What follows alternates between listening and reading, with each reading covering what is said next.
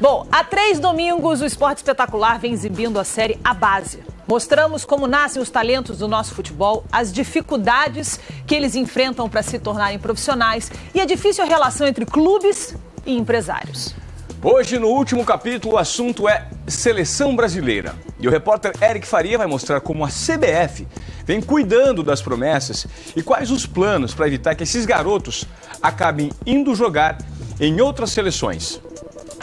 Uma goleada de dúvidas. A derrota para a Alemanha na Copa abriu uma grande discussão. Por que o futebol pentacampeão parou de produzir craques no atacado? Será que não existe mais talento? Como manter a tradição de país do futebol? Nas 3 primeiras reportagens, vimos que os campos de várzea estão diminuindo, que os clubes pequenos sofrem para revelar novos jogadores e que muitos jovens sonham mais com a Europa do que com a seleção brasileira. Ganhar a Champions League é o que eu quero, mais que Copa do Mundo, tudo.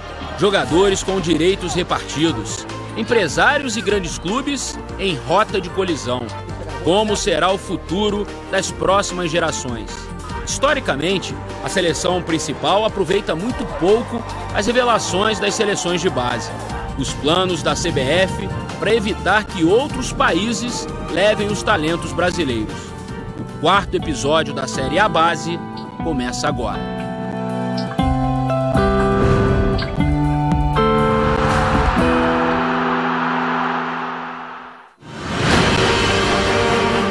Quantos destes rostos você conhece? Quantos destes rostos ficarão conhecidos pelo grande público? Todos eles estão sendo testados e podem defender a seleção olímpica daqui a 2 anos. A inédita medalha de ouro, quem sabe, estará no peito de vários desses jovens que são parte da elite do nosso futebol. Estamos quase no fim de 2014 e até 2016 há um tempo razoável para a preparação. É uma tentativa da CBF de planejamento a médio prazo. Ano após ano, década após década, esbarramos na falta de integração entre as categorias de base e a seleção principal. O Brasil já disputou 17 edições do Mundial Sub-20, que é o último degrau antes de chegar às competições profissionais. E dos 318 jogadores inscritos, só 32 chegaram a uma Copa do Mundo. Aproveitamento de apenas 10%. Eu acho que é baixo, 10% é um número muito baixo, um atleta disputar um Mundial Sub-20 e não estar no próximo Mundial da principal. Poucos jogadores conseguiram fazer a escalada da Sub-15 até a seleção principal. Dos que eu me lembre, talvez o Kaká, o Ronaldinho, o Ronaldo, não são muitos não. Em 2011, o Brasil foi campeão mundial Sub-20 e 3 anos depois, só o Oscar daquela equipe conseguiu disputar a última Copa do Mundo. Aliás, Copa que teve no dia 8 de julho o pior capítulo da história do futebol brasileiro. Olha a bola tocada, virou passeio! Lá vem eles de novo. Olha só que absurdo. O placar de 7-1, mais do que uma goleada humilhante, foi uma lição de como preparar uma geração de bons jogadores. O maior vexame brasileiro. A Alemanha, em 2009, ganhou o Europeu Sub-21. 5 anos depois, 6 jogadores estavam no Maracanã, conquistando o tetracampeonato mundial. Neuer, Boateng, Hummels, Hovedes, Khedira e Özil. A Alemanha hoje ela tem entre 20 e 26 anos, 17 atletas que já disputaram esse Mundial. Então, automaticamente, eles já estão prontos para o próximo Mundial. Mais o Schweinsteiger, que tem 29 anos, e o Neuer, que tem 28, eles têm 19 atletas que disputaram esse Mundial em condições físicas e técnicas e dentro de uma idade boa para disputar o próximo Mundial. Então isso realmente é uma sequência de trabalho. A festa da Alemanha, tetracampeã mundial de futebol. Da Alemanha vem mais uma inspiração. Lá, uma van percorre várias regiões do país com instrutores da federação dando clínicas para crianças em campos construídos para massificar o futebol. Aqui, vimos no segundo episódio da série A Base que o crescimento das médias e grandes cidades brasileiras vem acabando com os campos de várzea e, no futuro, poderemos ter problemas na formação dos jogadores. Para amenizar, a CBF vai construir 15 centros de treinamento em 15 cidades. O investimento é de 250 milhões de reais e o dinheiro vem da FIFA, que repassou a quantia como legado pela organização do Mundial. Mais de 10 mil crianças devem se beneficiar. O objetivo é trabalhar com meninos até 13 anos. Pela Lei Pelé, nossos clubes não podem ter equipes nessa faixa etária, só no futsal. É um fator super importante que atrapalha muito a formação dos clubes. Então o atleta teria que começar com 8, como é na Alemanha, na Espanha, com 11, como é nos Estados Unidos, 12, como é na França, na Suíça, e a partir daí trabalhar todos esses elementos, sem ter a necessidade de competir. Obviamente, o Brasil sempre produziu jogadores em larga escala. E muitas vezes, um jovem destaque da base não consegue se manter em alto nível quando sobe para o time profissional e acaba superado pela concorrência. Normal. Mas por aqui, nunca houve preocupação com a continuidade. Um bom exemplo? A primeira passagem de Dunga pela seleção principal. A seleção sub-20 não havia integração alguma. Eu posso dizer para você, com todo respeito ao trabalho do Dunga, que aí não tem nada a ver uma coisa com a outra, a gente não existia reunião, ou não tinha esse contato para saber o que estava sendo feito, ou uma passar para ele em relação a resultados, ou rendimento, enfim. Naquele mesmo ciclo, entre os anos de 2006 e 2010, a Argentina não conseguiu títulos com a seleção principal, mas conquistou o ouro em Pequim, eliminando o Brasil na semifinal. 9 campeões olímpicos seguiram na seleção até a decisão contra a Alemanha esse ano. Destaque para Mascherano, Messi e Agüero. Como comparação, 4 brasileiros resistiram até 2014. Thiago Silva, Marcelo, Ramírez e Jô. Alguns países sul-americanos, há tempos, adotaram uma metodologia de trabalho interessante.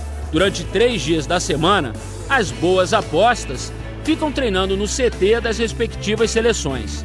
Eles se ambientam, se entrosam, conhecem os companheiros e rapidamente se adaptam à rotina que irão encontrar mais à frente. A Federação Paraguaia está programando cerca de 20 jogos internacionais para sua seleção sub-15. Por aqui, esse é um modelo quase impossível de ser aplicado. Fica muito difícil você ter o atleta toda semana saindo vamos supor, do Ceará e vindo para a Granja, trabalhar 3 dias e voltar para uma distância como essa. Nosso país é um país continental, a não ser que nós tenhamos um centro de formação para alojar esses atletas. Talvez uma viagem de 3 horas num voo direto de Fortaleza para o Rio de Janeiro, onde fica a Granja Comari, atrapalhe um pouquinho. Mas o maior problema não é esse. Os grandes clubes dependem demais da mão de obra jovem e não poderiam ficar sem ela durante a semana. Nos elencos que disputam a Série A, há muitos jogadores importantes em formação. Só que esses meninos, como vimos em outros episódios da Série A Base, não estão 100% preparados para suportar a pressão ou conviver com o sucesso rápido. Eles têm mais dificuldade para entender o porquê que eles não vão para jogo, porque eles não pegam lista, porque eles são dispensados, né? É uma geração mais digital que a gente tem hoje. Então eles têm essa dificuldade maior de lidar com as frustrações, de desenvolver uma resiliência interna, né, necessária, e a gente sabe que os atletas que vão continuar são os que têm essa capacidade mais desenvolvida. O jogador brasileiro precisa entender que a primeira situação dele é jogar futebol, é profissional de futebol. As outras coisas têm que vir depois. Às vezes o que se nota é que eles dão mais valor a coisas extras ao futebol do que propriamente ao futebol. Às vezes me dá essa impressão. Parece que eles estão ali jogando futebol, treinando por obrigação do que propriamente por prazer, por satisfação. O problema é que para muitos no começo da carreira, os primeiros 6 meses representam o início e o fim aqui no Brasil. A saída é se aventurar longe do país, atrás de oportunidades negadas em casa. E num piscar de olhos, que poderia ser nosso vira adversário.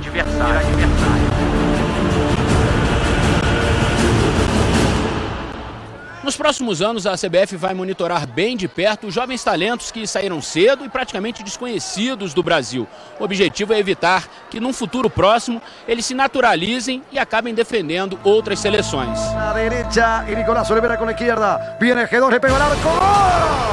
Esse golaço em cima do Cruzeiro foi marcado por Felipe G2. Muitos se espantaram quando souberam que ele é brasileiro, nascido na cidade de Mussum, no Rio Grande do Sul. Tem 21 anos e atualmente está no Bruges, da Bélgica, depois de ganhar projeção no Defensor de Montevidéu durante a última Libertadores. Fútbol puro. Pois Felipe G2 é um daqueles rostos desconhecidos que podem ficar conhecidos em breve. Mas por pouco, ele não trocou a amarelinha pela celeste. O Uruguai foi quem me colocou na vitrine, na verdade, né? Mas o sonho de jogar na seleção brasileira eu nunca descartei. Se essa proposta fosse concreta, eu aceitaria sem problema nenhum. Mas graças a Deus chegou a brasileira primeiro. No Uruguai já estão falando que eu já era uruguai, ainda falo. Aí hoje em dia pelas redes sociais me chamam de traidor. Mesmo preferindo lutar por um lugar na seleção brasileira, G2 não esquece as várias portas fechadas que o obrigaram a jogar no Catar com apenas 11 anos de idade. Por que você não encontrou um espaçozinho num time brasileiro? Então, primeiro que eu nunca tive empresário, né? Mas era sempre aquilo, né? Não tinha empresário, então a gente ia para um time, ficava meio ano, um ano, depois saía e ia para outro time. Não existe uma regra para o sucesso ou o fracasso. Jogadores bem-sucedidos que conhecemos perambularam bastante até a consagração. A primeira viagem foi São Paulo, depois voltei, aí fui para Alagoas, depois voltei, fui para o Japão, voltei, depois São Paulo de novo, voltei, fui para Bahia, por Vitória, né? Voltei, aí depois Japão 3 anos e meio, depois Portugal 4 anos, agora 1 ano e meio na Rússia. Davi Luiz também saiu cedo de casa e tem no roteiro de testes o São Paulo e o Vitória, onde viveu bons momentos com o Hulk. O Hulk sabe disso, que o Hulk jogou comigo no Vitória, a gente subia no pé de manga, muitas vezes para comer a manga mesmo verde com sal. Os dois dividiram mangas verdes, incertezas e sacrifícios antes da fama. A mãe de Davi Luiz não tinha dinheiro para pagar a viagem do filho para fazer o teste no Vitória. E minha mãe, eu lembro que dividiu em 30 vezes a passagem, não lembro quantas vezes foi. Fomos em inúmeras agências e ninguém aceitava. Não. As histórias de Hulk e Davi Luiz acabam sendo exemplos para outros aventureiros da bola no futebol brasileiro. Olhando assim, a vida parece muito boa em Mônaco. Parece não, né? É mesmo. O zagueiro Wallace era do Tigres, pequeno time de Xerém, no Rio de Janeiro. Nenhum dos grandes clubes cariocas se interessou e ele foi parar no Cruzeiro, que o vendeu para o Braga de Portugal e depois o repassou para o milionário Mônaco. O lateral direito Fabinho surgiu no Paulínia Futebol Clube, no interior de São Paulo. O Fluminense o contratou para as divisões de base e mesmo sem ele ter atuado profissionalmente, o negociou com o Rio Ave de Portugal. De lá, o empresário português Jorge Mendes, que também cuida de Cristiano Ronaldo, o colocou no Real Madrid B. Em 2 anos, se valorizou e Fabinho virou companheiro de Wallace no time francês. O Fluminense não sabia se subiria rápido para o profissional, agarrei essa oportunidade de ir para a Europa. Graças a Deus tudo correu bem e eu consegui jogar nos times que eu passei. Aos 21 anos, Fabinho já foi chamado por Dunga para substituir Maicon, cortado por indisciplina depois da reestreia do técnico na seleção. Mas ele, o Wallace e Felipe G2, entre outros, estão no radar de Galo, que sempre que pode, os convoca para amistosos da futura seleção olímpica. Agora para o próximo ano, provavelmente no mês de fevereiro, na segunda quinzena de fevereiro, novamente nós vamos à Europa, agora atrás de uma outra idade, que é 93 e 94. Nós já levantamos aí pelo menos 17 atletas.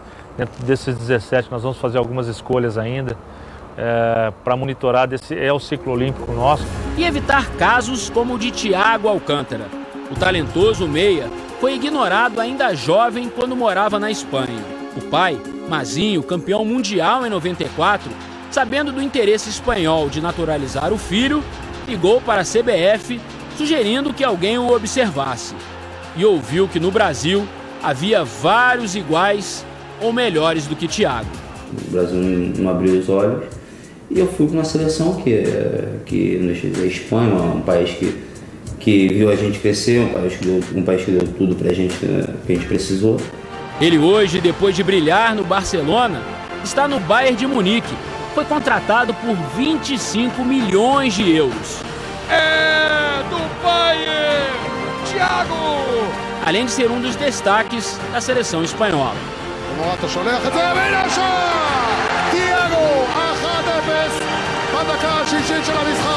Não desperdiçar o talento precoce, elaborar um trabalho de continuidade, implantar uma filosofia coletiva. Não vamos falar da Alemanha de novo.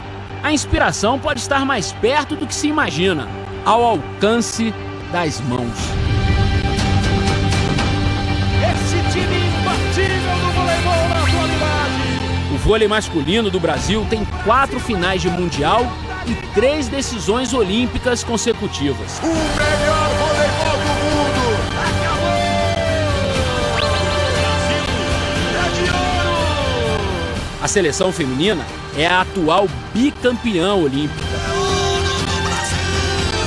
E tanto com eles quanto com elas, nomes se repetem, nomes saem, nomes chegam, mas sempre com um alto aproveitamento dos jovens que passaram pelas seleções de base. O time de ouro do Brasil! No último Mundial masculino na Polônia, 64% dos jogadores convocados por Bernardinho já tinham um Mundial juvenil na carreira. Também esse ano, na seleção feminina, terceira colocada no Mundial da Itália, o número era ainda maior, 85%. Entre os convocados por Felipão para a Copa, apenas 39% já tinham ido ao Mundial Sub-20. Nós temos mais ou menos um percentual de jogadores e jogadoras selecionadas e selecionados na categoria de base que chegam no adulto em torno de 70%, 80%.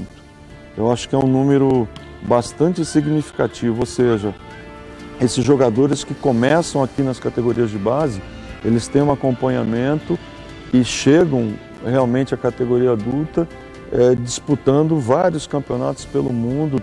Zé Roberto Guimarães dirige a seleção feminina há 13 anos.